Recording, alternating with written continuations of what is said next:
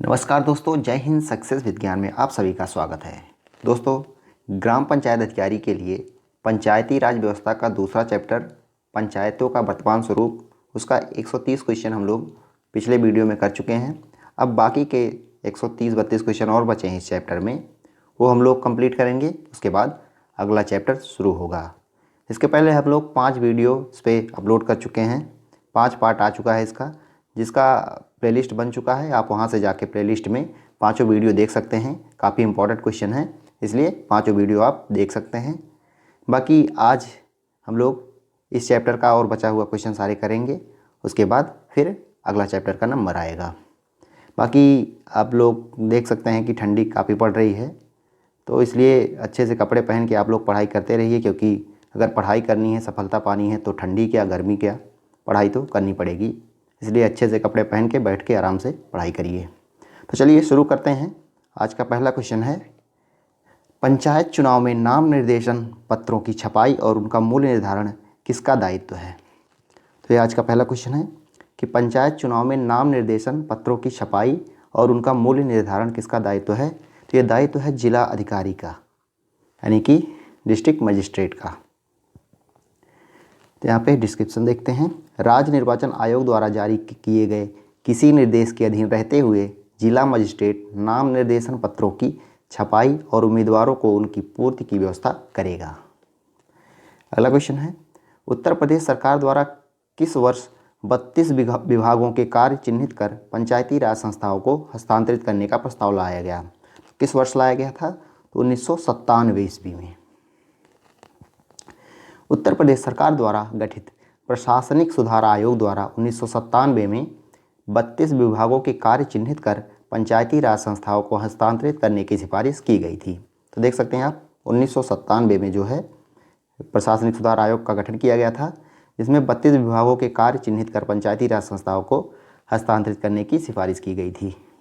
अगला है, उत्तर प्रदेश सरकार द्वारा विकेंद्रीकरण एवं प्रशासनिक सुधार आयोग का गठन कब किया गया था?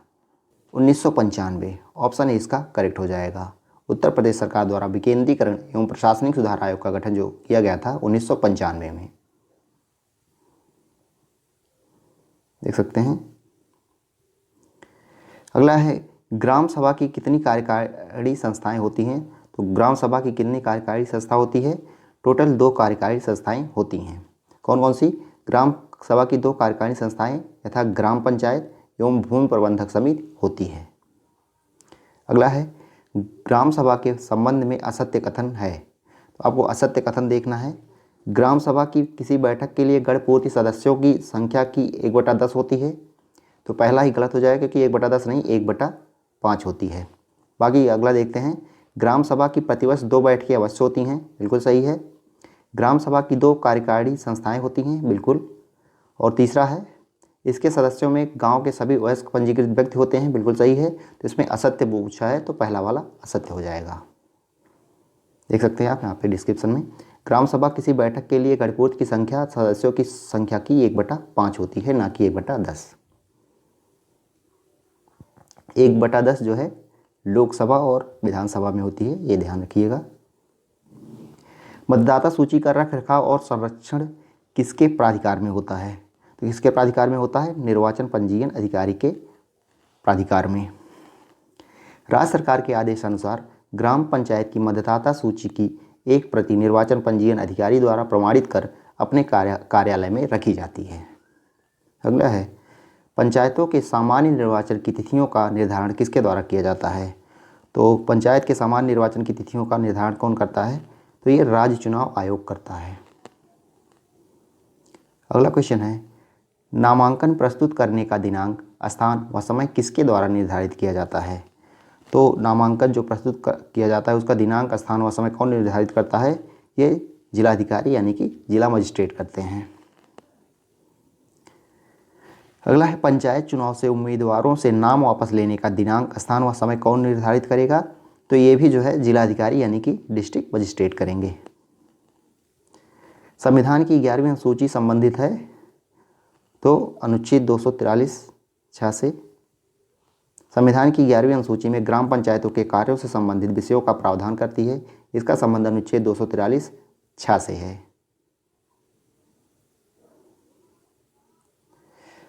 संविधान की 11वीं अनुसूची में ग्राम पंचायतों के लिए कुल कितने विषय आरक्षित हैं? काफ़ी इंपॉर्टेंट क्वेश्चन है, आप सबको पता होना चाहिए। 29 विषय हैं, जबकि 12वीं अनुसूची में टोटल 18 विषय हैं। 12वीं अनुसूची जो कि नगर निकाय से संबंधित है उसमें 18 विषय हैं, और ग्राम पंचायतों के लिए जो अनुसूची है 11वीं अनुसूची है उसमें 29 विषय हैं। तो अगला क्वेश्चन देखते हैं, 142 नंबर का है। निम्न में से कौन सा कार्य ग्राम पंचायतों से संबंधित है? कृषि विस्तार, भूमि सुधार, मत्स्य उद्योग, उपयुक्त सभी। तो ये सभी कार्य जो हैं ग्राम पंचायत से संबंधित है। 11वीं अनुसूची के तहत कृषि विस्तार, भूमि सुधार, मत्स्य उद्योग इत्यादि पंचायतों के कार्यों में शामिल है। अगला क्वेश्चन है, निम्न में से कौन सा कार्य ग्राम पंचायतों का नहीं है? तो इनमें से कौन सा कार्य ग्राम पंचायत के अधीन नहीं है? तो सांस्कृतिक क्रियाकलाप ये ग्राम पंचायत के अधीन है। महिला और बाल विकास ये भी ग्राम पंचायत का है। सार्वजनिक वितरण प्रणाली ये भी ग्राम पंचायत का है, जबकि अग्निशमन सेवाएं जो हैं ग्राम पंचायत का नहीं बल्कि नगर निकाय के अंतर्गत आता है, 12वीं अनुसूची का विषय है। आप देख सकते हैं पंचायतों के कार्यों में सांस्कृतिक क्रियाकलाप, महिला और बाल विकास, सार्वजनिक वितरण प्रणाली शामिल है, जबकि अग्निशमन सेवाएं जो हैं 12वीं अनुसूची के तहत नगर पंचायत का कार्य है।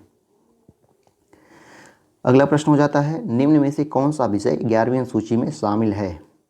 गंदी बस्ती सुधार और पुनर्नयन, सड़कें और फूल, नगरीय निर्धनता उन्मूलन, गरीबी उन्मूलन कार्यक्रम। तो ये चौथा विषय जो है 11वीं अनुसूची में शामिल है, गरीबी उन्मूलन कार्यक्रम। देख सकते हैं गंदी बस्ती सुधार और पुनर्नयन, सड़कें और फूल, नगरीय निर्धनता उन्मूलन इत्यादि 12वीं अनुसूची के विषय हैं, जबकि गरीबी उन्मूलन कार्यक्रम जो है वो 11वीं अनुसूची के विषय है, यानी कि पंचायत का विषय है। नेक्स्ट है, पंचायती राज व्यवस्था उत्तर प्रदेश के अंतर्गत सम्मिलित है ग्राम पंचायत, क्षेत्र पंचायत, जिला पंचायत, ये तीनों जो हैं पंचायती राज व्यवस्था उत्तर प्रदेश के अंतर्गत आती हैं। नेक्स्ट है, किस संविधान संशोधन द्वारा एक सुनियोजित पंचायती राज व्यवस्था स्थापित करने का मार्ग प्रशस्त हुआ? तो ये लोग देख सकते हैं आप लोग 73वां संविधान संशोधन, ये क्वेश्चन कई बार आ चुका है। 1992 में पारित किया गया था 73वां संविधान संशोधन, और 24 अप्रैल 1993 को पूरे देश में इसको लागू किया गया, इसीलिए 24 अप्रैल को आपका पंचायती राज दिवस मनाया जाता है।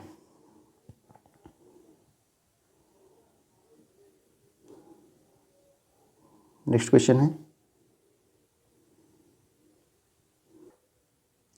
कितनी जनसंख्या के परिप्रेक्ष्य में ग्राम पंचायत के गठन का प्रावधान किया गया है? तो अगर किसी गांव की जनसंख्या 1000 हो जाती है तो वहाँ पे ग्राम पंचायत का गठन किया जाता है, तो ऑप्शन सी करेक्ट हो जाएगा। 73वें संविधान संशोधन के तहत 1000 की आबादी पर ग्राम पंचायत के गठन का प्रावधान किया गया है। संवैधानिक व्यवस्थाओं के अनुरूप आबादी के प्रतिशत के आधार पर पंचायती राज के प्रत्येक स्तर पर अध्यक्ष एवं सदस्यों के स्थान पर अनुसूचित जाति, जनजाति तथा पिछड़ा वर्ग की व्यवस्था सुनिश्चित की गई है। 73वें संविधान संशोधन द्वारा संविधान में कौन सा एक नया भाग जोड़ा गया? तो भाग 9 जोड़ा गया है, ऑप्शन सी करेक्ट हो जाएगा। 73वां संविधान संशोधन 1992 द्वारा संविधान में पंचायती राज व्यवस्था से संबंधित एक नया भाग 9 जोड़ा गया, जो 24 अप्रैल 1993 से प्रभावी हुआ। नेक्स्ट है, भारतीय संविधान के किस अनुच्छेद के अंतर्गत ग्राम पंचायतों के गठन का प्रावधान किया गया है? किस अनुच्छेद के अंदर बताया गया है इसमें? तो अनुच्छेद 40 के अंदर, जो कि DPSP के अंदर आता है। भारतीय संविधान के निर्माण के समय ही राज्य के नीति निर्देशक सिद्धांत यानी कि DPSP के अंतर्गत अनुच्छेद 40 में आधारभूत स्तर पर पंचायतों को मान्यता देते हुए कहा गया कि राज्य ग्राम पंचायतों को संगठित करने के लिए उपाय करेगा। उत्तर प्रदेश ग्राम पंचायत समिति का गठन किस नियमावली के अनुरूप होता है? तो ये 2002 की नियमावली के अनुरूप होता है। सरकार ने 13 दिसंबर 2002 को ग्राम पंचायत समिति संबंधी नियमावली जारी की। इससे पूर्व इससे संबंधित अधिसूचना वर्ष 1999 में ही जारी की जा चुकी थी। नेक्स्ट है, ग्राम पंचायत समितियों में ग्राम पंचायत सदस्यों का चुनाव किस माध्यम से किया जाता है? तो ग्राम पंचायत समितियों में ग्राम पंचायत सदस्यों का चुनाव किस माध्यम से किया जाता है? तो सर्वसम्मति से, मतदान द्वारा, हाथ उठाकर, उपयुक्त सभी द्वारा। तो ऑप्शन डी करेक्ट हो जाएगा, उपयुक्त सभी। उत्तर प्रदेश में कितनी ग्राम पंचायत समितियां निर्धारित की गई हैं? टोटल 6 ग्राम पंचायत समितियां निर्धारित की गई हैं। कौन कौन सी हैं देख लेते हैं। यह है नियोजन एवं विकास समिति, शिक्षा समिति, निर्माण कार्य समिति, स्वास्थ्य एवं कल्याण समिति, प्रशासनिक समिति तथा जल प्रबंधन समिति। ये 6 समितियां जो हैं ग्राम पंचायत के लिए हैं। नेक्स्ट है पंचायत समिति में शिक्षा समिति का सभापति कौन होता है? तो शिक्षा समिति का सभापति कौन होगा? तो ये प्रधान होता है। ऑप्शन ए करेक्ट हो जाएगा। शिक्षा समिति का सभापति प्रधान होता है। इस समिति में 6 सदस्य होते हैं, जिनमें से एक अनुसूचित जाति का, यानी 6 सदस्य टोटल होंगे शिक्षा समिति में। एक अनुसूचित जाति या जनजाति का होगा, एक महिला सदस्य होगी और एक पिछड़ा वर्ग से होना चाहिए। इस समिति में 7 विशेष आमंत्रित सदस्य भी होते हैं। उत्तर प्रदेश पंचायती राज अधिनियम की किस धारा में संयुक्त समिति के गठन का उल्लेख है? तो धारा 30 में जो है संयुक्त समिति के गठन का उल्लेख है। अधिनियम की धारा 30 में संयुक्त समिति का उल्लेख किया गया है। इस धारा में स्पष्ट किया गया है कि 2 या 2 से अधिक ग्राम पंचायतें समान अभिरुचि के विषय पर कार्य करने के लिए एक संयुक्त समिति का गठन कर सकती हैं। नेक्स्ट है ग्राम पंचायत का अध्यक्ष कौन होता है? तो ग्राम पंचायत का अध्यक्ष जो होता है मुखिया होता है, ग्राम प्रधान होता है। निम्नलिखित में से कोई व्यक्ति एक साथ किन किन पदों को धारण कर सकता है? ग्राम पंचायत का प्रधान और न्याय पंचायत का पंच नहीं हो सकता। एक से अधिक प्रादेशिक निर्वाचन क्षेत्र से ग्राम पंचायत का सदस्य, ये भी नहीं होगा। ग्राम पंचायत का सदस्य और न्याय पंचायत का पंच, तो ये भी नहीं होगा। तो इसमें ऑप्शन डी करेक्ट हो जाएगा। इनमें से कोई नहीं, इनमें से कोई 2 पद एक साथ कोई धारण नहीं कर सकता है। देख सकते हैं इनमें से कोई पद एक साथ धारण नहीं किया जा सकता। किसी व्यक्ति द्वारा जो एक ऐसे पदों को भरने के लिए चुना गया हो जिन्हें वह एक साथ धारण न कर सकता हो, एक के अतिरिक्त सभी पदों को रिक्त किए जाने की व्यवस्था नियमों में की जा सकती है। नेक्स्ट है कोई व्यक्ति ग्राम पंचायत का प्रधान या सदस्य या न्याय पंचायत का पंच निर्वाचित होने के लिए अनर्ह होगा यदि संसद या राज्य विधानमंडल का सदस्य है। बिल्कुल सही है। अगर कोई व्यक्ति संसद या राज्य विधानमंडल का सदस्य है तो वो न्याय पंचायत का पंच निर्वाचित होने के लिए अनर्ह होगा, यानी वो अर्हता उसके अंदर नहीं रहेगी। उसके बाद किसी जिला पंचायत का सदस्य या उपाध्यक्ष है तो वो भी अनर्ह हो जाएगा। तीसरा है किसी सहकारी संस्था या अध्यक्ष या उपाध्यक्ष है तो वो भी ग्राम पंचायत का पंच नहीं बन सकता है। तो ये उपयुक्त सभी हो जाएगा, उपयुक्त सभी। कोई व्यक्ति जो ग्राम पंचायत का सदस्य या प्रधान पद पर है तो वह निम्न पदों को धारण करने पर पंचायत के किसी भी पद पर अपनी उपस्थिति दर्ज नहीं करा सकता। उसी तिथि से वह पंचायत के पद से कार्यमुक्त समझा जाएगा। उत्तर प्रदेश पंचायत विधि संशोधन अधिनियम 1994 के अनुसार कोई व्यक्ति यदि 2 या 2 से अधिक पदों को धारण करता है तो कितने दिनों के अंदर एक पद के अतिरिक्त शेष पदों से त्यागपत्र देना होगा? तो ये 60 दिन है। अगर एक से ज़्यादा पदों पर वो चुना गया है तो 60 दिन के अंदर उसको एक पद छोड़ना पड़ेगा। ये उत्तर प्रदेश पंचायत विधि संशोधन अधिनियम 1994 में दिया गया है। देख सकते हैं यदि कोई व्यक्ति 2 या अधिक स्तरों की पंचायत का सदस्य चुना जाता है तो वह निर्वाचनों के परिणामों की घोषणा की तारीख से 60 दिन के भीतर या परिणाम की घोषणा जब भिन्न भिन्न तारीखों पर की गई है तो अंतिम घोषणा के 60 दिन के भीतर एक स्थान को छोड़कर अन्य सभी स्थानों से अपना त्यागपत्र प्रस्तुत करना होगा।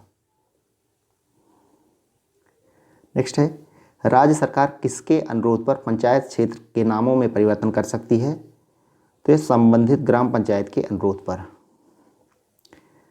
अगर संबंधित ग्राम पंचायत अनुरोध करता है कि राज्य सरकार पंचायत क्षेत्र के नामों में परिवर्तन करे तो ऐसा हो सकता है। किसी ग्राम पंचायत में जिसकी जनसंख्या 1000 है कितने सदस्य होंगे? तो 9 सदस्य होंगे। पंचायत की 1000 जनसंख्या पर 9 सदस्यों की नियुक्ति का प्रावधान है। 1000 से अधिक किंतु 2000 से कम हो तो 11 सदस्य होंगे। 2000 से अधिक किंतु 3000 से कम हो तो 13 सदस्य तथा 30,000 से अधिक होने पर 15 सदस्य होते हैं। यहाँ पे 30,000 लिखा गया है जबकि यहाँ पे 3000 होगा। तो 2000 से अधिक किंतु 3000 से कम हो तो 13 सदस्य होंगे और 3000 से अधिक हैं तो कुल 15 सदस्य होंगे। ग्राम पंचायत के संगठन को अधिसूचित करने के लिए ग्राम प्रधान के अतिरिक्त कितने सदस्यों का निर्वाचित होना आवश्यक होता है? तो ये है 2/3 सदस्य। ग्राम पंचायत के संगठन को तब तक इस प्रकार अधिसूचित नहीं किया जाएगा जब तक ग्राम पंचायत के प्रधान और कम से कम 2/3 सदस्य निर्वाचित न हो जाएं। ग्राम पंचायत में कितने स्थान महिलाओं के लिए आरक्षित है? तो 1/3 यानी कि 33%। ग्राम पंचायत में आरक्षित स्थानों में 1/3 स्थान अनुसूचित जाति, जनजाति व पिछड़े वर्गों की महिलाओं के लिए आरक्षित है। ऐसे स्थान किसी ग्राम पंचायत के विभिन्न प्रादेशिक निर्वाचन क्षेत्रों में ऐसे क्रमचक्र अनुक्रम में आवंटित किए जाएंगे। ग्राम पंचायतों की बैठकें सामान्यतः प्रत्येक मास में कितनी बार होती हैं? तो 1 बार होती हैं। कार्य संपादन के लिए ग्राम पंचायत की बैठक सामान्यतः प्रत्येक मास में कम से कम 1 बार होती है, किंतु 2 लगातार बैठकों के बीच 2 मास का अंतर नहीं होना चाहिए। वैसे सामान्यतः हर महीने 1 बैठक कम से कम होती है, लेकिन 2 बैठकों के बीच में 2 महीने से ज़्यादा डिफरेंस नहीं होना चाहिए। नेक्स्ट क्वेश्चन है, ग्राम प्रधान को पद से हटाने के लिए कितने सदस्यों की आवश्यकता पड़ती है? तो 2/3 सदस्य जो हैं मिलकर ग्राम प्रधान को पद से हटा सकते हैं।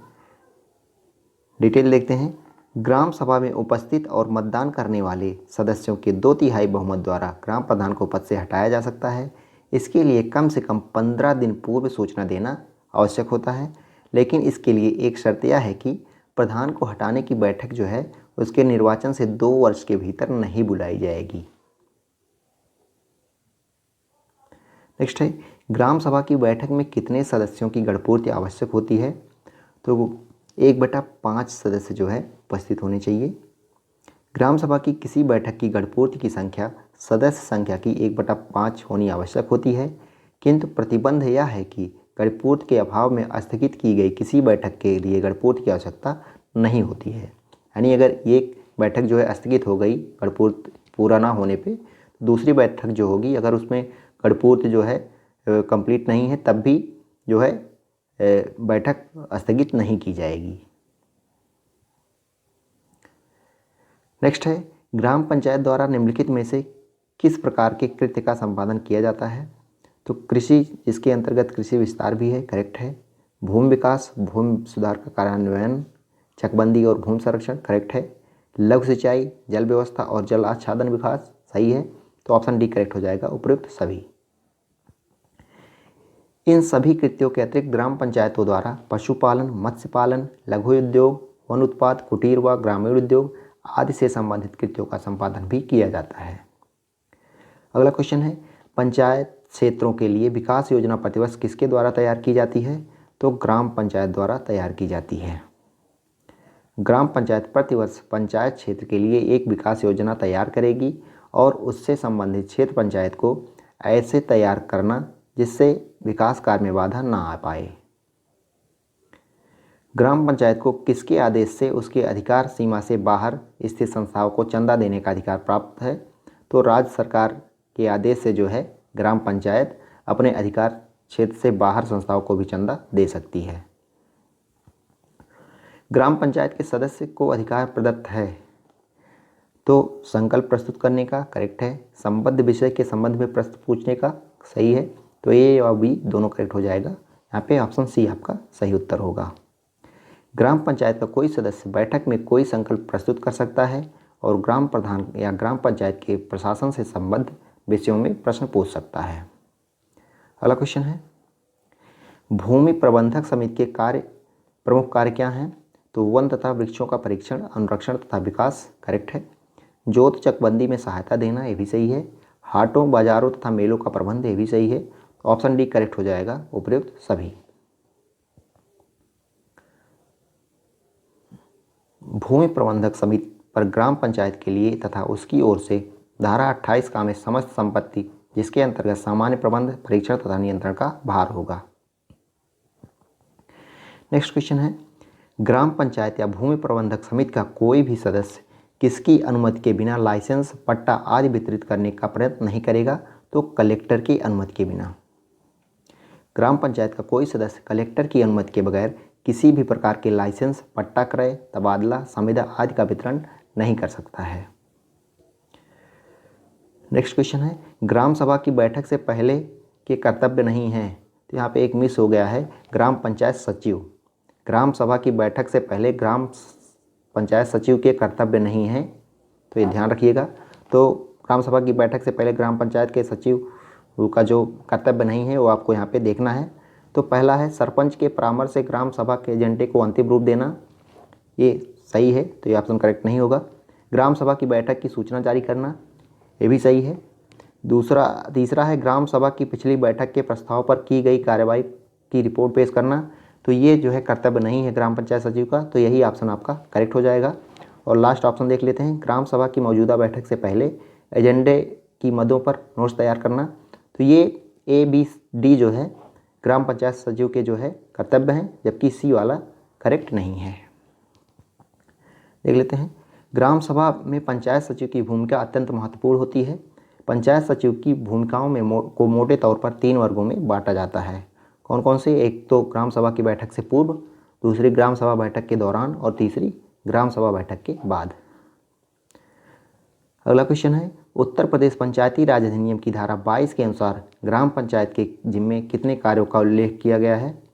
तो यहाँ पे पूछा गया है उत्तर प्रदेश पंचायती राज अधिनियम की धारा 22 के अनुसार, तो टोटल 31 जो है कार्य दिए गए हैं। ग्राम पंचायत के जिम्मे कुल 31 कार्यों का उल्लेख है, जिनमें से कुछ प्रमुख हैं, कृषि, पशुपालन, खादी व ग्राम व कुटीर उद्योग, पेयजल, सड़क, भवन, ग्रामीण, गृह निर्माण इत्यादि। नेक्स्ट है, उत्तर प्रदेश पंचायती राज अधिनियम की किस ग्राम पंचायत की अस्थायी समितियों का उल्लेख किस धारा के तहत किया गया है? तो उत्तर प्रदेश पंचायती राज अधिनियम की किस ग्राम पंचायत की अस्थायी समितियों का उल्लेख किस धारा में किया गया है? अस्थायी समितियों का उल्लेख पूछा गया है, किस धारा में है? तो ये धारा 25 में है। ग्राम पंचायत के कार्यों को प्रभावी तरीके से निपटाने के लिए 6 तरह की समितियों का प्रबंध किया गया है, जिसका उल्लेख जो है अधिनियम की धारा 25 में मिलता है। ग्राम प्रधान से सवाल जवाब करने का अधिकार किसे प्रदत्त है? ग्राम सचिव को, ग्राम पंचायत सदस्य को, ग्राम विकास अधिकारी को, इनमें से कोई नहीं। तो ग्राम प्रधान से जो है सवाल जवाब करने का अधिकार जो है ग्राम पंचायत सदस्य को है। ग्राम पंचायत सदस्यों की भूमिका पंचायतों में महत्वपूर्ण होती है। उनके पास ग्राम प्रधान से सवाल पूछने का अधिकार होता है। ग्राम पंचायतों में आबादी के आधार पर कम से कम 9 और ज़्यादा से ज़्यादा 17 सदस्य हो सकते हैं। अगला है, किसी पंचायत के सबसे छोटे निर्वाचन क्षेत्र को किस नाम से जाना जाता है? सबसे छोटा निर्वाचन क्षेत्र जो होता है उसको वार्ड बोला जाता है। किसी भी पंचायत का सबसे छोटा निर्वाचन क्षेत्र वार्ड के नाम से जाना जाता है। एक पंचायत अनेक वार्डों में विभक्त होती है। ये वार्ड मिलकर निर्वाचक क्षेत्र का निर्माण करते हैं। ग्राम स्वराज की मूल इकाई क्या होती है? तो ग्राम स्वराज की मूल इकाई ग्राम सभा है। ग्राम सभा पंचायती राज प्रणाली की आधारशिला है या ग्राम स्वराज की मूल इकाई है।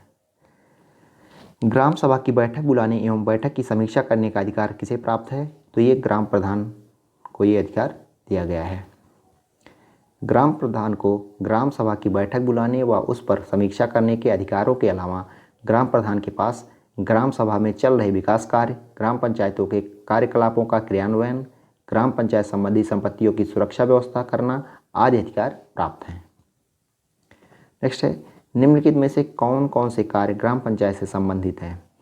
तो कौन कौन से कार्य इसमें से ग्राम पंचायत से संबंधित है, ये इसमें बताना है। तो पहला दिया गया है ग्राम पंचायत की बैठकों की तारीख निश्चित करना, ये सही है। दूसरा है ग्राम विकास के लिए भी योजना बनाना, ये भी करेक्ट है। तीसरा है पंचायत द्वारा लगाए जाने वाले करों को जमा करने की तिथि निर्धारित करना, ये भी करेक्ट है। तो यहाँ पे ऑप्शन डी करेक्ट हो जाएगा, उपयुक्त सभी। ग्राम पंचायत समय समय पर ग्राम सभा की देखरेख में चल रहे कार्यों का पर्यवेक्षण करती है ताकि विकास कार्य समय पर संपन्न हो सके। लोकतांत्रिक राजनीतिक व्यवस्था में शासन को आम जनता को दरवाजे तक लाने का कार्य किसके द्वारा किया जाता है? तो ये पंचायती राज व्यवस्था के द्वारा। लोकतंत्र की संकल्पना को अधिक यथार्थ में अस्तित्व प्रदान करने की दिशा में पंचायती राज व्यवस्था एक ठोस कदम है। इसके माध्यम से शासन को सामान्य जनता के दरवाजे तक लाया जाता है। अगला इंपॉर्टेंट क्वेश्चन है, पंचायती राज व्यवस्था की प्रारंभिक संस्था कौन सी है? तो ये है ग्राम सभा। ग्राम सभा पंचायती राज व्यवस्था की प्रारंभिक संस्था है। इसमें पंचायत क्षेत्र के सभी पंजीकृत मतदाता शामिल होते हैं। नेक्स्ट है पंचायती राज का महत्व क्या है। पंचायती राज का महत्व पूछा गया है तो स्थानीय सरकार की स्थापना करना, सही है। गांव के विकास में महत्वपूर्ण भूमिका, बिल्कुल करेक्ट है। प्राथमिक शिक्षा, स्वास्थ्य, कृषि आदि पर विशेष बल देना, यह भी सही है। तो यहाँ पे ऑप्शन डी करेक्ट हो जाएगा, उपर्युक्त सभी। पंचायती राज स्थानीय सरकार की स्थापना करती है जो गांव के विकास में विशेष रूप से प्राथमिक शिक्षा, स्वास्थ्य, कृषि आदि पर विशेष बल देती है। नेक्स्ट क्वेश्चन है निम्नलिखित में से कौन सी पंचायती राज व्यवस्था की विशेषताएं नहीं है। तो कौन सी विशेषता नहीं है पंचायती राज व्यवस्था की, ये आपको बताना है। पहला ऑप्शन दिया गया है ग्राम सभा पंचायती राज व्यवस्था की प्राथमिक संस्था है, ये तो सही है। दूसरा है 3 स्तरीय प्रणाली है, तो बिल्कुल करेक्ट है। तीसरा है सदस्य व अध्यक्ष का चुनाव सीधे तौर पर किया जाता है, ये भी सही है। तो ऑप्शन डी करेक्ट हो जाएगा, उपयुक्त में से कोई नहीं। ग्राम सभा में पंचायत क्षेत्र के सभी पंजीकृत मतदाता शामिल होते हैं जो पंचायती राज व्यवस्था की एक प्रमुख विशेषता है। अगला क्वेश्चन है पंचायती राज प्रणाली के क्रियान्वयन में किन चुनौतियों के कारण विकास योजनाएं ग्रामीणों तक नहीं पहुंच पाती हैं। अब यहाँ पे आपको चुनौतियाँ बताना है। तो पहला दिया गया है योग्य प्रशासकों एवं विशेषज्ञों के अभाव के कारण, ये भी एक चुनौती है। दूसरा है सही व विश्वसनीय तथ्यों की कमी, ये भी हो सकता है। तीसरा है विकासात्मक योजनाओं के क्रियान्वयन में अनियमितता, तो ये भी एक चुनौती होगी। तो ऑप्शन डी करेक्ट हो जाएगा, उपयुक्त सभी। डिटेल देख लेते हैं। जनता के विकास के लिए केंद्र, राज्य एवं स्थानीय सरकार द्वारा समय समय पर विकास योजनाओं का निर्माण एवं क्रियान्वयन तो किया जाता है, लेकिन पंचायती राज की कार्यप्रणाली के क्रियान्वयन में चुनौतियों के कारण इन योजनाओं का लाभ उन ग्रामीणों तक नहीं पहुंच पाता जो वास्तव में ज़रूरतमंद होते हैं और उसके हकदार होते हैं। नेक्स्ट है ग्रामीण राज प्रणाली में विद्यमान चुनौतियों से निपटने के लिए कौन से उपाय आवश्यक हैं। फिर से वही क्वेश्चन है। तो अधिकारियों एवं आम जनता को योजनाओं के सफल क्रियान्वयन में सहयोग देना चाहिए, ये जो है सही है। दूसरा है विकासात्मक कार्यों को करने के लिए प्रशासकों एवं विशेषज्ञों को स्वतंत्र होना चाहिए, बिल्कुल सही है। तीसरा है समय समय पर विकास कार्यों का नियोजन, क्रियान्वयन एवं मूल्यांकन किया जाना चाहिए, भी सही है। तो ऑप्शन डी करेक्ट हो जाएगा, उपर्युक्त सभी। ग्रामीण विकास के समक्ष वर्तमान में जो चुनौतियां विद्यमान हैं उनसे निपटने के लिए अधिकारियों एवं आम जनता के सहयोग के साथ साथ संबंधित समस्या के वास्तविक आंकड़े व तथ्य प्रशासन को प्राप्त कराने में संबंधित व्यक्ति को सहयोग प्रदान करना चाहिए। अगला क्वेश्चन है विकेंद्रित राज्य व्यवस्था का मूल उद्देश्य निम्नलिखित में से कौन सा सुनिश्चित करना है। विकास में लोगों की भागीदारी, राजनीतिक समीकरण, लोकतांत्रिक विकेंद्रीकरण, वित्त संघाकर्ता। तो यहाँ पे कौन कौन सा हो जाएगा। तो यहाँ पे हो जाएगा पहला, यानी कि विकास में लोगों की भागीदारी और लोकतांत्रिक विकेंद्रीकरण।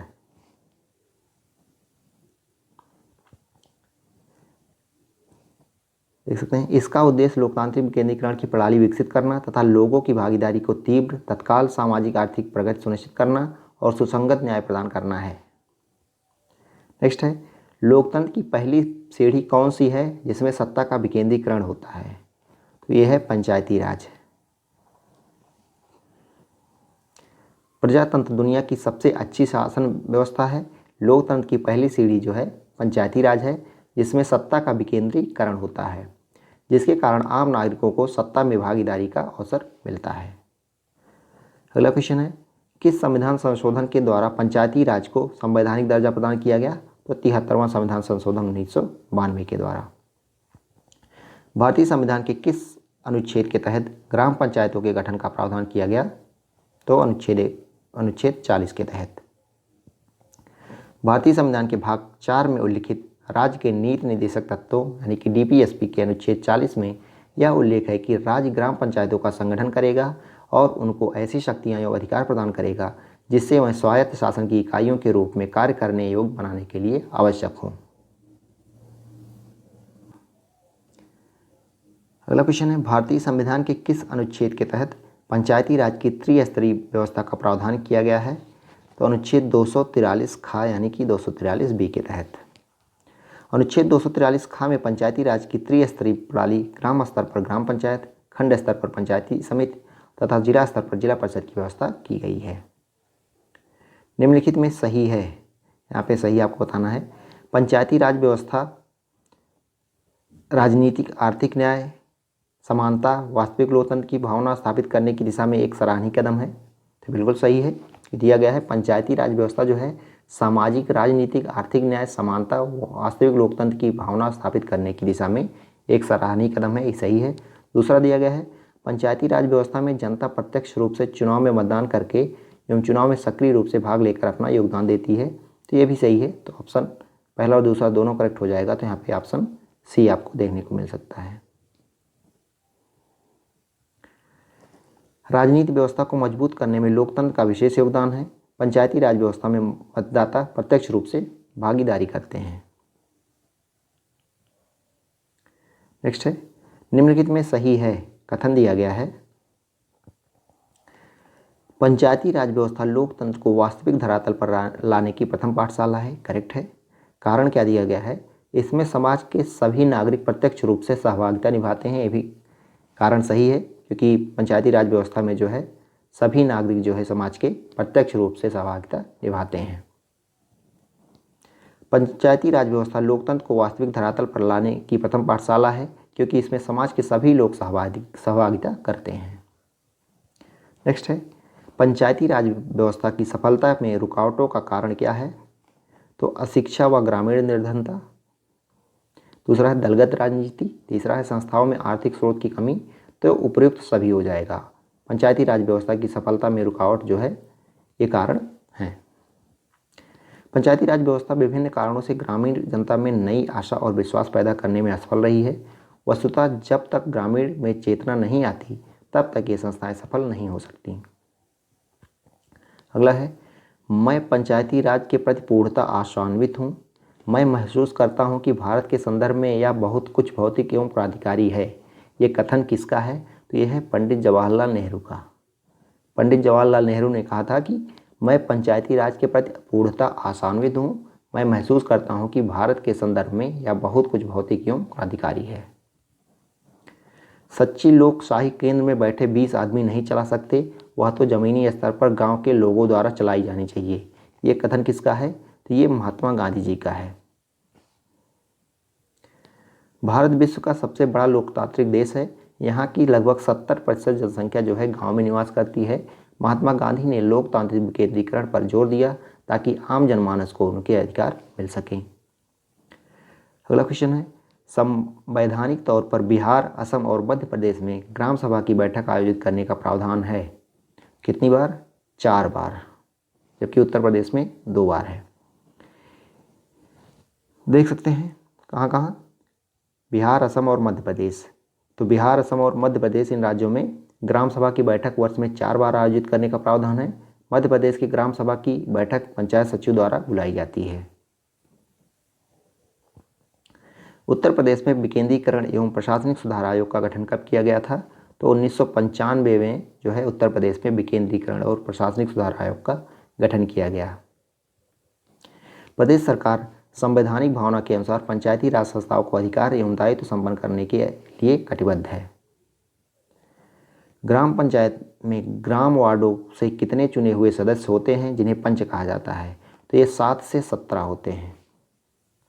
एक ग्राम पंचायत में ग्राम वार्डों से चुने हुए 7 से 17 सदस्य होते हैं जिन्हें पंच कहा जाता है। एक व्यक्ति के लिए पंचायत का सदस्य बनने की न्यूनतम आयु कितनी होनी चाहिए। तो पंचायत का सदस्य बनने के लिए न्यूनतम आयु जो है 21 वर्ष होनी चाहिए, जबकि अगर आप लोकसभा या विधानसभा में जाना चाहें तो आपकी आयु 25 वर्ष होनी चाहिए। अगर विधान परिषद या राज्यसभा में जाना हो आपको तो आपकी आयु जो है 30 वर्ष होनी चाहिए। वहीं राष्ट्रपति और उपराष्ट्रपति के लिए मिनिमम आयु जो है 35 वर्ष निर्धारित की गई है।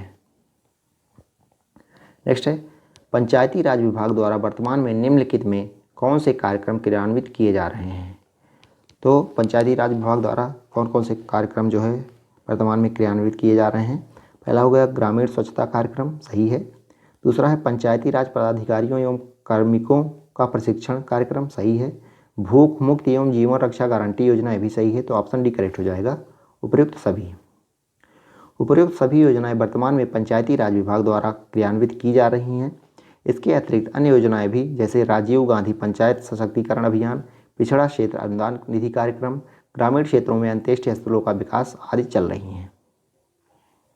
अगला क्वेश्चन है, ग्राम पंचायत की 2 लगातार बैठकों के बीच कितने मास से अधिक का अंतर नहीं होना चाहिए। तो यहाँ पे ग्राम पंचायत की 2 लगातार बैठक पूछा है, कितना अंतर नहीं होना चाहिए, तो 1-2 मास से ज़्यादा का अंतर नहीं होना चाहिए।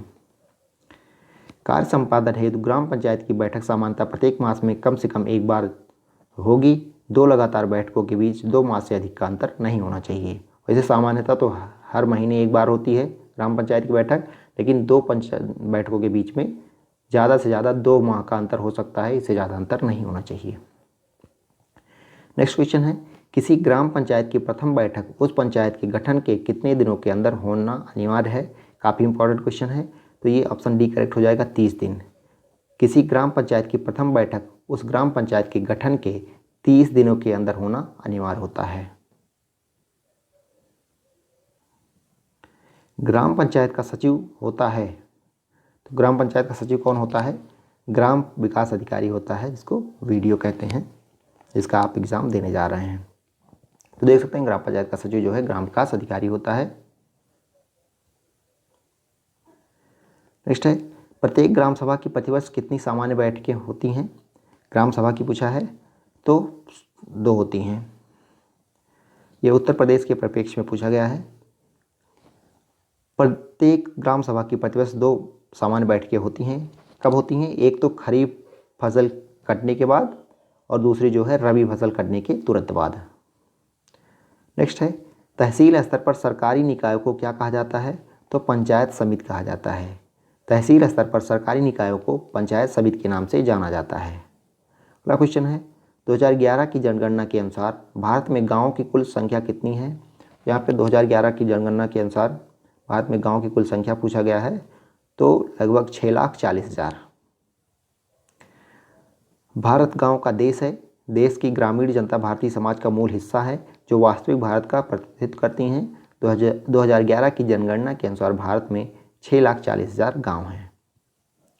भारत में अधिकांश ग्राम किस रूप में पाए जाते हैं, अकेंद्रित, छिटपुट, ए व बी दोनों, तो सी ऑप्शन करेक्ट हो जाएगा, ए व बी दोनों। भारत में ग्रामों को अकेंद्रित और विस्तृत छिटपुट ग्रामों के रूप में वर्गीकृत किया जाता है। अकेंद्रित ग्रामों में सभी घर एक इकाई के रूप में एक ही जगह समूह में रहते हैं और ऐसे घरों के चारों ओर कृषि वाली जमीन होती है।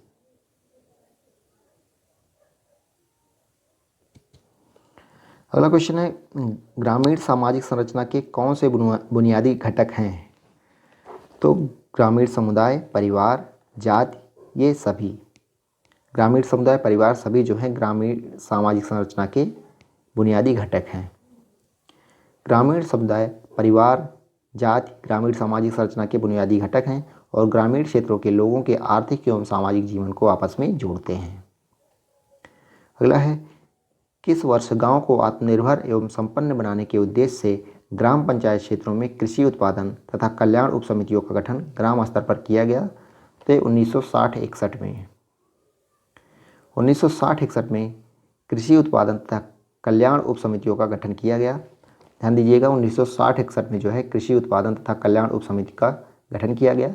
इसी वर्ष पंचायत राज अधिनियम में संशोधन द्वारा न्याय पंचायतें तथा न्याय पंचायतों की चुनाव पद्धति में आंशिक परिवर्तन किया गया।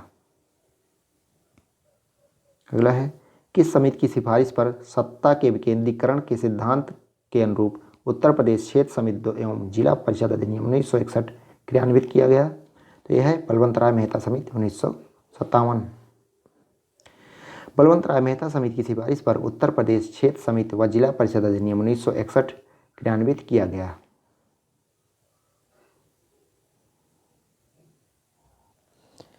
नेक्स्ट है, किस वर्ष ग्रामीण क्षेत्रों में बेरोजगार और अल्प रोजगार वाले पुरुषों एवं महिलाओं के लिए लाभकारी रोजगार सृजन करने के उद्देश्य से जवाहर रोजगार योजना प्रारंभ किया गया। काफ़ी इंपॉर्टेंट क्वेश्चन है। जवाहर रोजगार योजना जो है 1989 में प्रारंभ की गई थी। वर्ष 1989 में जवाहर रोजगार योजना प्रारंभ की गई। इस योजना के कार्यान्वयन का भार ग्राम पंचायतों को सौंपा गया। नेक्स्ट है, उत्तर प्रदेश पंचायत विधि संशोधन विधेयक 1994 प्रदेश में कब प्रवृत्त हुआ। तो कब प्रवृत्त हुआ? तो 22 अप्रैल 1994 को। 22 अप्रैल 1994 को उत्तर प्रदेश पंचायत विधि संशोधन विधेयक 1994 प्रदेश में लागू हुआ। नेक्स्ट है, ग्राम पंचायत के प्रत्येक प्रादेशिक निर्वाचन क्षेत्र का प्रतिनिधित्व किसके द्वारा किया जाता है? तो ये ग्राम पंचायत सदस्य द्वारा किया जाता है। ग्राम पंचायत के प्रत्येक प्रादेशिक निर्वाचन क्षेत्र का प्रतिनिधित्व ग्राम पंचायत में एक सदस्य द्वारा किया जाएगा। कोई ग्राम पंचायत अपनी प्रथम बैठक के लिए नियत दिनांक से 5 वर्ष तक बनी रहेगी। निम्न कथनों में कौन सा एक सही है? आपको सही बताना है इसमें से कौन सा है। पहला दिया गया है, स्वच्छता सरकार की शीर्ष प्राथमिकता है, सही है। दूसरा है, इसके लिए देशव्यापी आंदोलन की आवश्यकता है जिसमें हर किसी की भागीदारी आवश्यक है, तो ये दोनों सही हैं। 1 और 2 दोनों सही हैं। इतने बड़े सामाजिक आंदोलन के लिए पंचायतों, विशेष रूप से ग्राम पंचायतों को महत्वपूर्ण भूमिका निभानी होगी, वह भूमिका जिसकी परिकल्पना भारत के संविधान में पंचायतों के लिए की गई है। अगला है, किसे संसाधनों का उपयोग करके आर्थिक विकास और सामाजिक न्याय के लिए पंचायत विकास योजना तैयार करने का अधिकार दिया गया है? तो ये ग्राम पंचायत को दिया गया है।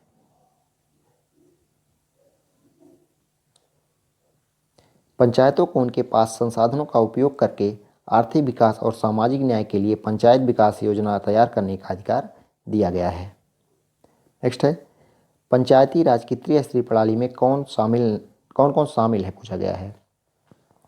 तो त्रिस्तरीय प्रणाली में ग्राम स्तरीय पंचायत, ब्लॉक स्तरीय पंचायत, जिला स्तरीय पंचायत, उपयुक्त सभी हो जाएगा। तो त्रिस्तरीय प्रणाली में ये तीनों शामिल है, ग्राम स्तरीय, ब्लॉक स्तरीय और जिला स्तरीय।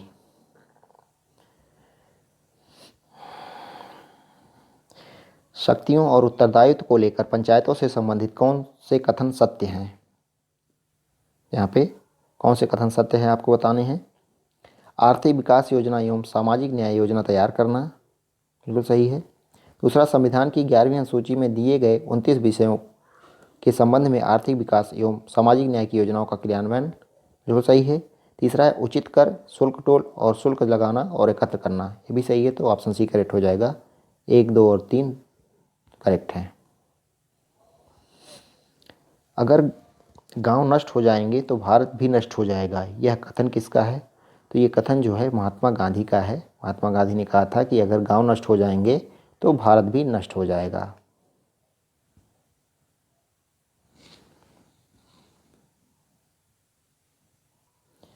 अगला है, अनुसूचित क्षेत्रों में रहने वाले लोगों के लिए न्याय सभाओं के माध्यम से स्वशासन सुनिश्चित करने के लिए कौन सा अधिनियम अधिनियमित किया गया है? तो पेशा अधिनियम अनुसूचित क्षेत्रों में रहने वाले अनुसूचित जनजाति के लिए किया गया है, देख सकते हैं आप। पंचायत उपबंध अनुसूचित क्षेत्रों तक विस्तार अधिनियम, पेशा जिसे कहते हैं, 1996 निर्याती समुदाय के स्वशासन की अपनी प्रणालियों के माध्यम से खुद पर शासन करने के लिए अधिकार को मान्यता देता है। नेक्स्ट है, पंचायतों द्वारा आर्थिक विकास व सामाजिक न्याय की योजनाओं को क्रियान्वित करने के लिए किस प्रकार की चुनौतियों का सामना करना पड़ता है? तो कार्यात्मक, वित्तीय, प्रशासनिक स्वायत्तता, उपयुक्त सभी। तो उपयुक्त सभी हो जाएगा।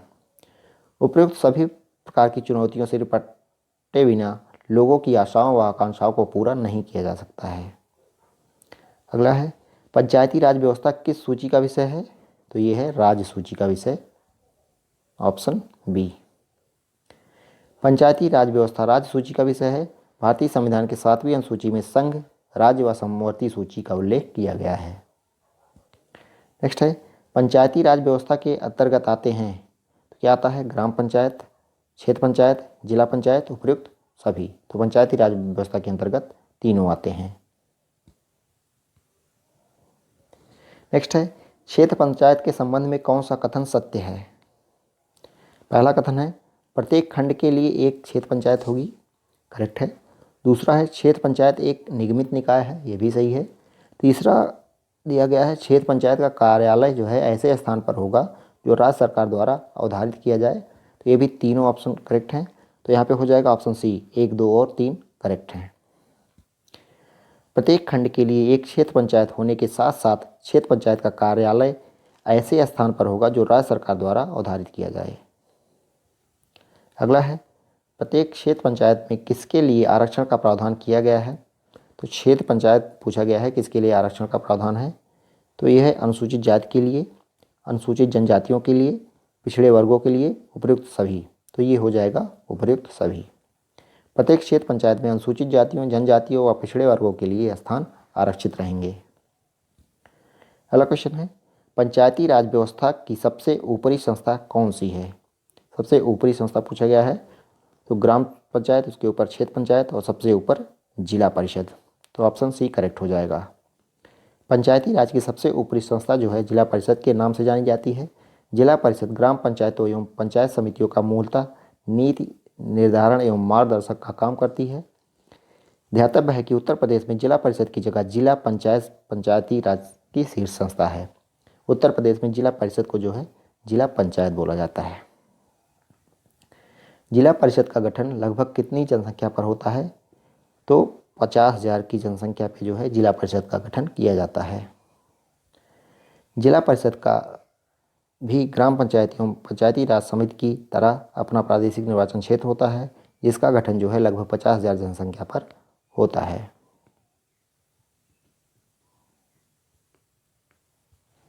नेक्स्ट है प्रत्येक प्रादेशिक निर्वाचन क्षेत्र से जिला परिषद सदस्य पद पर कितने प्रतिनिधि निर्वाचन होते हैं। पूछा गया है प्रत्येक प्रादेशिक निर्वाचन क्षेत्र से जिला परिषद सदस्य पद पर कितने प्रतिनिधि निर्वाचित होते हैं। तो कितने प्रतिनिधि निर्वाचित होते हैं। तो एक। प्रत्येक जिला परिषद सदस्य पद पर एक एक प्रतिनिधि निर्वाचित होता है। जिला परिषद का कार्यकाल कितने वर्ष का होता है। तो ये 5 वर्ष का होता है। ग्राम पंचायत एवं पंचायत समिति की तरह ही जिला परिषद का कार्यकाल जो है 5 वर्ष का होता है। प्रत्येक जिला परिषद की कार्यावधि उसकी पहली बैठक की निर्धारित तिथि से अगले 5 वर्ष तक होगी, इससे अधिक नहीं। अगला है जिला परिषद की बैठक कितने माह में कम से कम एक बार बुलानी आवश्यक होती है। तो 3 माह में कम से कम एक बार जिला परिषद की बैठक बुलानी जो है आवश्यक होती है।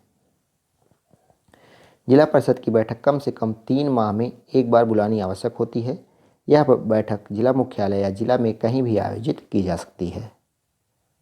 अगला क्वेश्चन है निर्वाचन के बाद नवगठित जिला परिषद की पहली बैठक किसकी अध्यक्षता में होगी।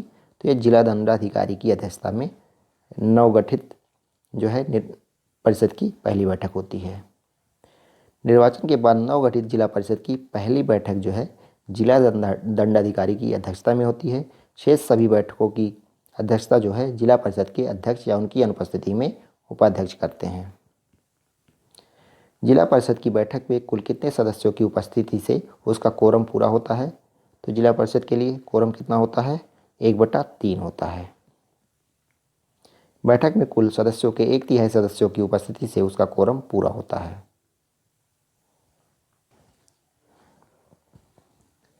नेक्स्ट है जिला परिषद की सामान्य शक्तियां क्या हैं। तो पहला दिया गया है अपनी अधिकारिता के बाहर शिक्षा, स्वास्थ्य, राहत पर खर्च कर सकेगी। दूसरा है जिले में किसी ऐसे कार्यकलाप के कार्यान्वयन के लिए किसी भी व्यक्ति को वित्तीय या अन्य सहायता प्रदान कर सकेगी। तो यहाँ पे ऑप्शन सी करेक्ट हो जाएगा, 1 व 2 दोनों। तो देख सकते हैं जिला परिषद जिलावासियों के कल्याणार्थ स्वास्थ्य, सुरक्षा, शिक्षा, सुख सुविधा या सामाजिक, आर्थिक अथवा सांस्कृतिक अभिवृद्धि हेतु कोई कार्य उपायों को कार्यान्वित करने का उपबंध कर सकेगी। अगला क्वेश्चन है जिला परिषद के निर्वाचित सदस्यों को लेकर कितनी अस्थायी समितियों का गठन प्रावधान है। तो कुल 7 समितियों के गठन का प्रावधान है। जिला परिषद के निर्वाचित सदस्यों को लेकर 7 अस्थायी समितियों का गठन करने का प्रावधान है। सामान्य अस्थायी समिति, वित्त अंकेक्षण तथा योजना समिति, उत्पादन समिति, सामाजिक न्याय समिति, शिक्षा समिति व लोक कार्य समिति। अगला क्वेश्चन है जिला परिषद के अध्यक्ष को कौन से अधिकार प्रदत्त हैं। जिला परिषद के अध्यक्ष का अधिकार यहाँ पे दिया गया है। पहला दिया गया है जिला परिषद के बैठक का आयोजन तथा उसका संचालन, सही है। दूसरा दिया गया है मुख्य कार्यपालक पदाधिकारी पर तथा उसके माध्यम से सभी पदाधिकारियों तथा कर्मचारियों पर पर्यवेक्षण तथा नियंत्रण, सही है। तीसरा दिया गया है जिला परिषद की वित्तीय और कार्यपालिका प्रशासन पर पूर्ण नियंत्रण, ये भी सही है। तो ऑप्शन डी करेक्ट हो जाएगा, उपयुक्त सभी। जिला परिषद के अध्यक्ष की को परिषदों की बैठक की अध्यक्षता के साथ साथ प्राकृतिक आपदा में प्रभावित लोगों को तत्काल राहत देने के लिए कुल 1 लाख रुपए तक की स्वीकृत करने की शक्ति प्राप्त है। अगला है, जिला परिषद के लेखे का अंकेक्षण किसके द्वारा पूरा किया जाता है? तो जिला परिषद के लेखे का अंकेक्षण जो है भारत के नियंत्रक एवं महालेखा परीक्षक द्वारा पूरा किया जाता है। जिला परिषद के लेखे का अंकेक्षण भारत के नियंत्रक एवं महालेखा परीक्षण अथवा उनके द्वारा प्राधिकृत प्राधिकारी के माध्यम से पूरा किया जाएगा तथा अंकेक्षण पूरा होने के 1 महीने के भीतर जिला परिषद को अंकेक्षण टिप्पणी भेजी जाएगी। अगला है, केंद्र सरकार द्वारा पंचायती राज संस्थाओं के सशक्तिकरण के लिए कुल कितने गोलमेज सम्मेलन का आयोजन किया गया था? तो 7 गोलमेज सम्मेलन का। केंद्र सरकार द्वारा पंचायती राज संस्थाओं के सशक्तिकरण हेतु जुलाई से दिसंबर 2004 के बीच पंचायती राज से जुड़े विभिन्न मुद्दों पर देश के विभिन्न भागों में कुल 7 गोलमेज सम्मेलनों का आयोजन किया गया था। नेक्स्ट है, भारत में तृणमूल स्तर की इकाई क्या है? तो पूछा गया है भारत में तृणमूल स्तर की इकाई क्या है? तो यह है पंचायती राज। पंचायती राज संस्था तृणमूल स्तर की इकाई है जो लोकतांत्रिक विकेंद्रीकरण को सफल बनाती है। अगला क्वेश्चन है, भारत में जनता को प्रत्यक्ष जवाब देने वाली संस्था कौन सी है? तो भारत में जनता को प्रत्यक्ष जवाब देने वाली संस्था जो है वो है ग्राम पंचायत। ग्राम पंचायत सबसे निचले स्तर की संस्था है। इसका निर्वाचन प्रत्यक्ष रूप से जनता द्वारा किया जाता है। यह गणतंत्र की अनोखी संस्था है। यह जनता के प्रति प्रत्यक्ष रूप से जवाबदेह है। ग्राम पंचायत की प्रत्येक अस्थायी समिति में कम से कम और अधिक से अधिक सदस्यों की संख्या हो सकती है, तो कम से कम 3 और ज़्यादा से ज़्यादा 5। ग्राम पंचायत की प्रत्येक अस्थायी समिति में अध्यक्ष सहित कम से कम 3 और अधिकतम 5 सदस्य हो सकते हैं। ग्राम पंचायत अध्यक्ष अधिकतम कितनी ग्राम पंचायत समितियों का अध्यक्ष हो सकता है? तो अधिकतम 3 पंचायत समितियों का अध्यक्ष जो है ग्राम पंचायत अध्यक्ष हो सकता है। ग्राम पंचायतों की अस्थायी समितियों के अध्यक्षों की नियुक्ति कौन करता है? तो ये ग्राम प्रधान करता है। ग्राम पंचायत की अस्थायी समितियों के अध्यक्ष को ग्राम प्रधान मनोनीत करता है। कोई व्यक्ति ग्राम पंचायत का प्रधान या सदस्य निर्वाचित होने के लिए अनर्ह है यदि संसद या राज्य विधानमंडल का सदस्य है। दूसरा दिया गया है किसी जिला पंचायत या सदस्य का उपाध्यक्ष है। तीसरा दिया गया है किसी सहकारी संस्था का अध्यक्ष या उपाध्यक्ष है। आखिरी दिया गया है उपयुक्त में से कोई।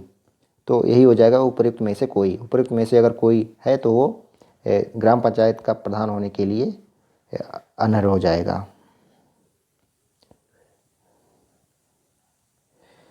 राज्य सरकार द्वारा न्यूनतम कितनी जनसंख्या वाले ग्राम या ग्राम समूह को पंचायत क्षेत्र घोषित किया जा सकता है? तो 1000। कम से कम 1000 आबादी होनी चाहिए ग्राम पंचायत घोषित होने के लिए। राज्य सरकार अधिसूचना द्वारा किसी ग्राम या ग्रामों के समूह जिनकी जनसंख्या यथासाध्य 1000 हो पंचायत क्षेत्र घोषित कर सकता है। नेक्स्ट है, पंचायत के किसी सदस्य का कार्यकाल कितना होता है? तो पंचायत के किसी सदस्य का कार्यकाल कितना होता है? तो ग्राम पंचायत के कार्यकाल तक। ग्राम पंचायत का जितना कार्यकाल होगा उतना पंचायत के किसी सदस्य का कार्यकाल होता है। ग्राम पंचायत के किसी सदस्य का कार्यकाल जब तक कि इस अधिनियम के उपबंधों के अधीन अन्यथा समाप्त न कर दिया जाए ग्राम पंचायत के कार्यकाल के साथ समाप्त हो जाएगा। नेक्स्ट है, संविधान की 11वीं अनुसूची के संबंध में असत्य कथन पहचानिए। तो पहला दिया गया है 11वीं अनुसूची में कुल 27 विषय हैं। तो असत्य तो यही हो जाएगा क्योंकि 11वीं अनुसूची में 27 नहीं बल्कि 29 विषय दिए गए हैं। दूसरा देख लेते हैं, 11वीं अनुसूची का संबंध संविधान के अनुच्छेद 243(6) से है। ये करेक्ट है। 73वें संविधान संशोधन अधिनियम 1992 द्वारा यह सूची में शामिल किया गया, ये भी करेक्ट है। इस संशोधन अधिनियम की धारा 4 द्वारा 11वीं अनुसूची जोड़ी गई, ये भी सही है। तो यहाँ पे ऑप्शन ए करेक्ट हो जाएगा क्योंकि 11वीं अनुसूची में 27 नहीं बल्कि 29 विषय हैं। निम्न में से कौन ग्राम पंचायतों के कार्यों में शामिल नहीं है? तो सामुदायिक आस्तियों का अनुरक्षण शामिल है। स्वास्थ्य और स्वच्छता ग्राम पंचायत का कार्य है। ईंधन और चारा भी शामिल है। जबकि सांस्कृतिक, शैक्षणिक और सौंदर्यपरक आयामों की अभिवृद्धि जो है ये नगर निकाय का कार्य है, ग्राम पंचायत का नहीं, तो ये ऑप्शन डी करेक्ट हो जाएगा। देख सकते हैं सांस्कृतिक, शैक्षणिक और सौंदर्य परिकायों की वृद्धि जो है 12वीं अनुसूची का विषय है। नेक्स्ट है, निम्न में से कौन सुमेलित है? तो पंचायतों का गठन अनुच्छेद 41 दिया गया है, जबकि अनुच्छेद 40 में पंचायतों का गठन है। दूसरा है राज्य निर्वाचन आयोग, अनुच्छेद 243 घ में दिया गया है, जबकि 243 टा में है। सार्वजनिक वितरण प्रणाली 11वीं अनुसूची दी गई है, यही करेक्ट है। सार्वजनिक वितरण प्रणाली जो है 11वीं अनुसूची में ही है। पंचायतों में आरक्षण जो है 243 चा दिया गया है, जबकि 243 घ में है या फिर 243 डी में है। आपको मिलान करना है तो भूमि विकास जो है 11वीं अनुसूची में है। ग्राम सभा 243 का या 243 ए में है। पंचायतों का गठन 243 खा या 243 बी में है। और पंचायतों की शक्तियां जो है 243 छा में है। देख सकते हैं भूमि विकास 11वीं अनुसूची, ग्राम सभा 243 का, पंचायतों का गठन 243 का और पंचायतों की शक्तियां जो है 243 छा में है। कौन सा सही सुमेलित नहीं है? सही सुमेलित नहीं है आपको देखना है। तो पहला दिया गया है सहकारी समितियां भाग 9 गा, तो यही गलत हो जाएगा क्योंकि सहकारी समिति जो है भाग 9 खा में दिया गया है, जबकि पंचायतें भाग 9 में हैं, नगर पालिकाएँ 9 का में हैं और संपत्ति का अधिकार भाग 12 में है, अनुच्छेद 300 का में। 300 का में। नेक्स्ट है, निम्न में से कौन सही सुमेलित है? तो कौन सही सुमेलित है ये आपको बताना है। तो पहला दिया गया है पंचायतों की संरचना, अनुच्छेद 243 खा, तो पंचायतों की संरचना 243 खा में नहीं 243 गा में दिया गया है, 243 गा में, तो ये गलत हो जाएगा। दूसरा दिया गया है पंचायतों के लेखाओं की संपरीक्षा, अनुच्छेद 243 इंग्या, तो ये सही हो जाएगा। पंचायतों के लेखाओं की संपरीक्षा जो है 243 इंग्या में दी गई है। देख सकते हैं पंचायतों की संरचना जो है 243 गा में दी गई है। पंचायतों के लेखाओं की संपरीक्षा जो है अनुच्छेद 243 इंग्या में। निर्वाचन संबंधी मामलों में न्यायालयी हस्तक्षेप वर्जित, ये अनुच्छेद 243 गा में दिया गया है, जबकि राज्य वित्त आयोग का गठन जो है 243 झा में दिया गया है। निम्न में से असत्य कथन है, असत्य कथन आपको देखना है। तो पंचायत संबंधी परिभाषाएं किस में दी गई हैं? तो अनुच्छेद 243 में, सही है। पंचायतें जो है भाग 9 में है, करेक्ट है। पंचायतों की अवधि जो है अनुच्छेद 243 संज्ञा में दी गई है, यानी कि 243 ई में। पंचायतों में स्थानों का आरक्षण, अभी ऊपर आपने देखा अनुच्छेद 243 गा में नहीं 243 घा यानी कि 243 डी में पंचायतों में स्थानों का आरक्षण दिया गया है। नेक्स्ट है, सही सुमेलित नहीं है। तो पहला दिया गया है पंचायत सदस्यों के लिए निरर्हताएं, अनुच्छेद 243 छा, तो सही है। पंचायतों की शक्तियाँ 243 छा, सही है। ग्राम सभा 243 का, ये भी सही है। पंचायतों का कुछ क्षेत्रों में ना लागू होना, तो 243 ढा में नहीं 243 डा में दिया गया है, तो यही करेक्ट हो जाएगा, ऑप्शन डी। संविधान के अनुच्छेद 243 डा के अनुसार पंचायत संबंधी भाग नागालैंड, मेघालय और मिजोरम राज्य में लागू नहीं होते हैं। नेक्स्ट है, निम्न में से कौन सही सुमेलित नहीं है? कौन सा सुमेलित नहीं है ये आपको बताना है। पंचायत का संघ राज क्षेत्रों में लागू होना, अनुच्छेद 243 चा, तो यही गलत हो जाएगा क्योंकि पंचायत का संघ राज क्षेत्रों में लागू होना ये जो है 243 ठा में दिया गया है, तो ये करेक्ट हो जाएगा। और ऑप्शन देख लेते हैं, विद्यमान विद्यार्थियों और पंचायतों का बना रहना, तो अनुच्छेद 243 ढा में है। पंचायतों का निर्वाचन अनुच्छेद 243 टा में है। पंचायतों के कर लगाने की शक्ति अनुच्छेद 243 जा में है।